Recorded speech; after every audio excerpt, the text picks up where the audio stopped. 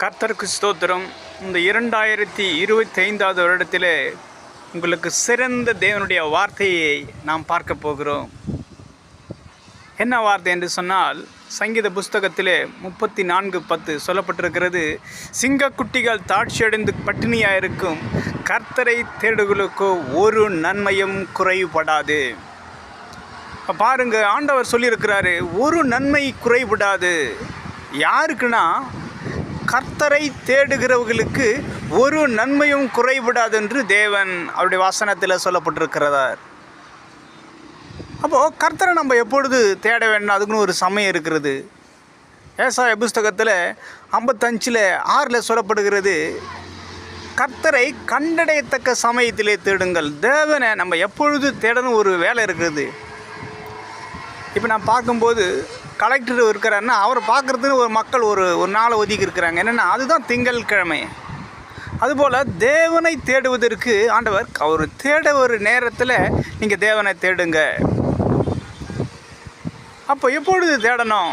நீதிமொழிகள் புஸ்தகத்தில் 8வது அதிகாரம் 17வது வசனத்தில் சொல்லப்பட்டு இருக்கிறது, என்னை சிநேகிக்கிறவர்களை நான் சிநேகிக்கிறேன், அதிகாலையிலே என்னை தேடுகிறவர்கள் என்னை கண்டடைவார்கள். அப்போ தேவன் சொல்கிறாரு, அதிகாலையில் என்னை யார் தேடுறாங்களோ என்ன அவங்க கண்டடைவாங்கன்னு என்று தேவன் சொல்லுகிறார். அப்போ என்னென்னா, அப்போ தேவன் அதிகாலையில், அப்போ அதிகாலையில் ஏன் தேடினா, ஆதியாகமம் புஸ்தகத்தில் 1வது அதிகாரத்தில் சொல்லப்பட்டு இருக்கிறது, சாயங்காலமும் விடிய காலமும் ஆகி 1வது நாள்னு சொல்லப்படுகிறது. அப்போது ஒரு நாளின் துவக்கமே அதிகாலை தான். அப்போ அதனால தான் ஆண்டவர் சொல்கிறார் அதிகாலையில் தேடணும்னு சொல்லிட்டு.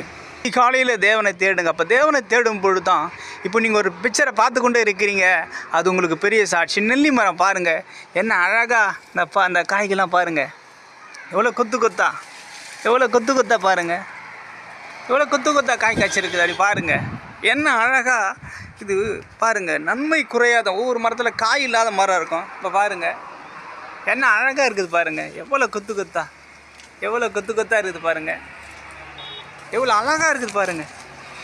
பாருங்கள் காய் எவ்வளோ.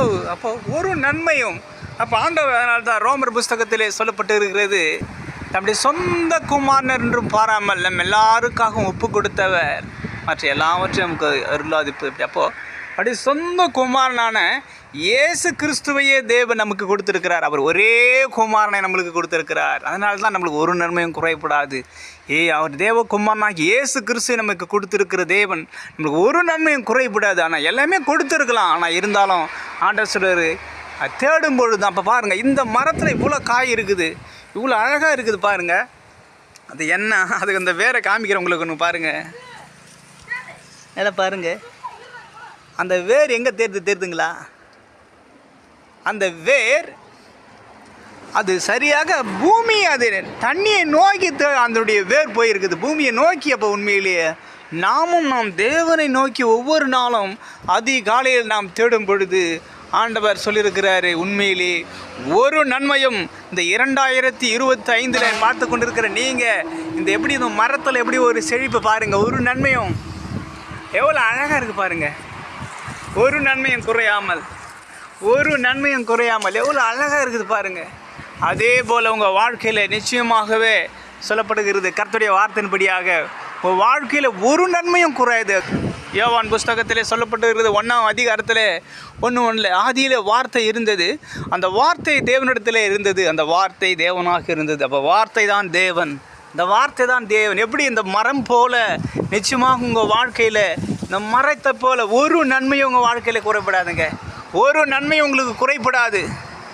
கர்த்தரை தேடுங்க. அப்போ தேவன் தான் வார்த்தை, வார்த்தை தான் தேவன். அதனால் இந்த 25வது வருடத்தில் நிச்சயமாக கர்த்தரை ஒவ்வொரு நாளும் முதலாக அவரை நீங்கள் தேடும் பொழுது உங்கள் வாழ்க்கையில் ஒரு நன்மையும் குறைபடாது.